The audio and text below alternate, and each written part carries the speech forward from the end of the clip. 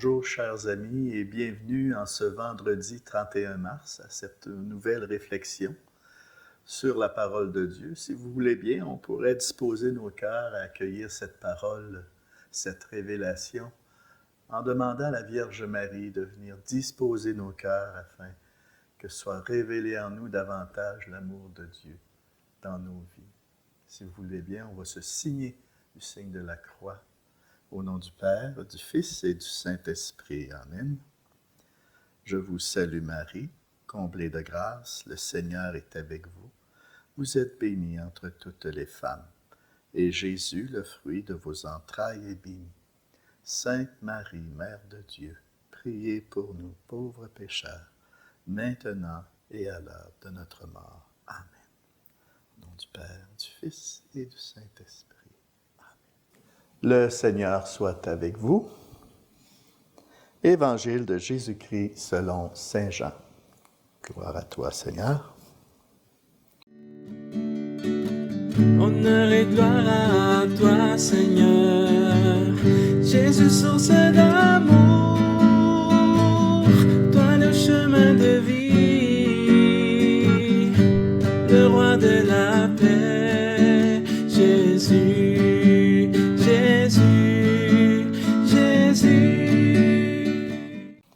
En ce temps-là, de nouveau, des Juifs prirent des pierres pour lapider Jésus. Celui-ci reprit la parole. « J'ai multiplié sous vos yeux les œuvres bonnes qui viennent du Père. Pour laquelle de ces œuvres voulez-vous me lapider? » Et lui répondirent, « Ce n'est pas pour une œuvre bonne que nous voulons te lapider, mais c'est pour un blasphème. Tu n'es qu'un homme, et tu te fais Dieu. N'est-il pas écrit dans votre loi, « J'ai dit, vous êtes des dieux » Elle les appelle donc des dieux, ceux à qui la parole de Dieu s'adressait, et l'Écriture ne peut pas être abolie. Or, celui que le Père a consacré et envoyé dans le monde, vous lui dites, « Tu blasphèmes » parce que j'ai dit, « Je suis le Fils de Dieu ». Si je ne fais pas les œuvres de mon Père, continuez à ne pas me croire. Mais si je les fais, même si vous ne me croyez pas, croyez les œuvres. Ainsi, vous reconnaîtrez, et de plus en plus, que le Père est en moi, et moi dans le Père. Eux cherchaient de nouveau à l'arrêter, mais il échappa à leurs mains. Il repartit de l'autre côté du Jourdain, à l'endroit où, au début, Jean baptisait, et il y demeura. Beaucoup vinrent à lui en déclarant, « Jean n'a pas accompli de signe, mais tout ce que Jean a dit de celui-ci était vrai. » Et là, beaucoup crurent en lui. Acclamons la parole de Dieu. Louange à toi, Seigneur Jésus. Honneur et gloire à toi, Seigneur. Jésus, source d'amour, toi le chemin de vie, le roi de la paix, Jésus, Jésus, Jésus. Quel beau texte que Jean vient nous révéler dans cet évangile, hein? Jésus vient nous révéler davantage son identité. Moi et le Père, nous sommes un. Cela marque le début d'un long chemin qui va aboutir par sa mort sur la croix, puisque les Juifs ne voulaient pas accepter cette nouvelle réalité qui rompait tout leur schéma et leurs idées préconçues qu'ils avaient sur le Messie, qu'ils attendaient. Les Juifs veulent maintenant lapider Jésus pour avoir soi-disant blasphémé. Mais Jésus entame ce dialogue-là avec eux. Hein? Il y a ce désir en lui de pouvoir les toucher par sa parole, qu'ils puissent reconnaître en lui qui il est vraiment. Et c'est là qu'il dit, « N'est-il pas écrit dans votre loi, j'ai dit, vous êtes des dieux » Ici, de quelle loi parle-t-il? Jésus ne s'identifie pas à cette loi, puisqu'il dit « votre loi ». La loi des Juifs doit faire référence à Jésus ici, était une liste de préceptes à observer au pied de la lettre sans vraiment comprendre les vrais sens de cette loi. Jésus ne s'identifiait pas tout à fait à la façon dont il exécutait la loi. Donc Jésus vient nous enseigner une nouvelle loi, celle de l'amour, du don gratuit de soi, de la fidélité à la volonté du Père, d'un Père riche en miséricorde. C'est ça qu'il veut démontrer à travers tous ses actes. La loi de Jésus est celle qui lui permet d'être un avec le Père. Dans toutes ses révélations, dans tous ses miracles, il veut démontrer qu'il est un avec le Père. Et moi, dans tout ça aujourd'hui, en 2023, à quoi je m'identifie? C'est quoi mon identité de chrétien? Quelle est cette loi intérieure qui m'habite aujourd'hui, qui détermine tous mes comportements, qui influence tous mes comportements? En bon québécois, c'est quoi qui me drive? C'est quoi qui m'anime?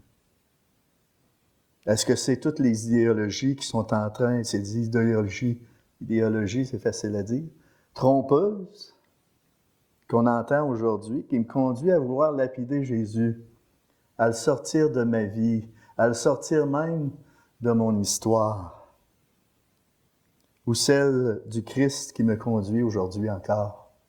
À tous les jours, le Christ me conduit. Certes, à mourir à tous mes égoïsmes, mais surtout à me conduire vers cette intimité avec le Père du ciel. Qui suis-je aux yeux du Père? C'est ce texte-là qui devrait nous ramasser dans ce sens-là. Qui suis-je aux yeux du Père? Croyez en ses œuvres afin de reconnaître que le Père est en moi et moi dans le Père. Le Christ nous dit qu'on peut le connaître à travers ses œuvres. C'est donc important de le connaître, Jésus, de le contempler. Plus je vais le contempler, plus je vais pouvoir m'identifier à lui et plus ma foi va grandir.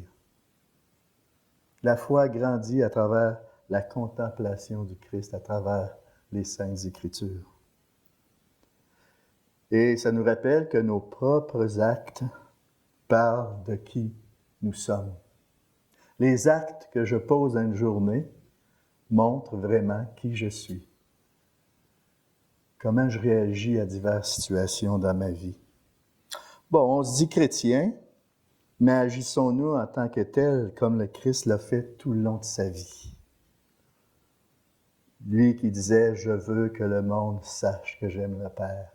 Est-ce qu'à travers mes actes, à travers mes paroles, à travers mes gestes, est-ce que ça révèle que j'aime vraiment le Père? C'est une bonne question à se poser.